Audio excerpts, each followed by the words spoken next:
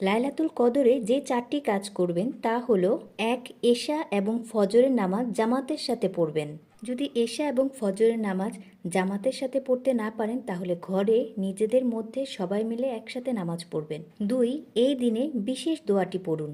এই রাতে পুরো সময় নিজেকে দোয়ার মধ্যে ব্যস্ত রাখতে হবে, বিশেষ করে সেই দোয়াটি যা উম্মুল মুমিনিন, যা হজরত আয়শা রাদিয়াল্লাহু তাআলা আনহাকে আল্লাহর রাসূল সাল্লাল্লাহু আলাইহি ওয়াসাল্লাম নিজে শিক্ষা দিয়েছেন। হজরত আয়শা রাদিয়াল্লাহু আনহা থেকে বর্ণিত, তিনি বলেন, আমি নিজে রাসূলকে জিজ্ঞাসা করলাম, আমি যদি লাইলাতুল কদর পেয়েও যাই তাহলে আমি আল্লাহর কাছে কি প্রার্থনা করব?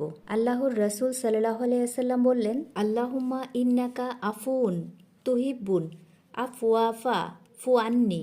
এর অর্থ, হে আল্লাহ, তুমি ক্ষমাশীল, ক্ষমা করতে ভালোবাসো, অতএব আমাকে ক্ষমা করো। কি সুন্দর কথা! রাসূলুল্লাহ সাল্লাল্লাহু আলাইহি ওয়াসাল্লাম চাইলে এই রাতের জন্য অনেক বড় দোয়া শিখাতে পারতেন, কিন্তু তিনি ছোট্ট এই দোয়াটি শিখালেন। এই দোয়াটি সবসময় পড়তে থাকুন, কারণ গুনাহ মাফ হওয়াটাই সবচেয়ে বড় দোয়া। তৃতীয় কাজ, পরিবারকেও জাগান এবং একসাথে ইবাদত করুন। হজরত আয়শা রাদিয়াল্লাহু তাআলা আনহা বলেন, হজরত মুহাম্মদ সাল্লাল্লাহু আলাইহি সাল্লাম সারা রাত ইবাদত করতেন এবং কঠোর পরিশ্রম করতেন, আর তার পরিবারকে সবাইকে জাগিয়ে দিতেন, একসাথে সবাইকে নিয়ে ইবাদত করতেন। তাই আপনি একা ইবাদত করবেন না, আপনি সন্তান, মা বোন, ভাই বোন, স্বামী, স্ত্রী সবাইকে জাগিয়ে একসাথে ইবাদত করুন। চতুর্থ কাজ, বেশি বেশি সদকা করুন, কারণ সদকা ছাড়া দোয়া কবুল হওয়ার সম্ভাবনা কমে যায়।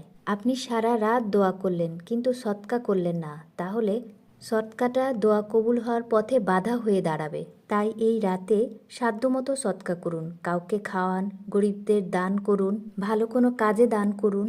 আল্লাহর পথে যত খরচ করবেন আল্লাহ বরকত তত বেশি দিবে। মহান আল্লাহ তাআলা আমাদের সেই সব বান্দাদের তালিকায় অন্তর্ভুক্ত করুন যারা ঈমানের সাথে সোয়াবের আশায় লাইলাতুল কদরে রাত জেগে আল্লাহর ইবাদত করে এবং তাদের পূর্ববর্তী সমস্ত গুনাহ মাফ করে দেওয়া হয়। আমিন।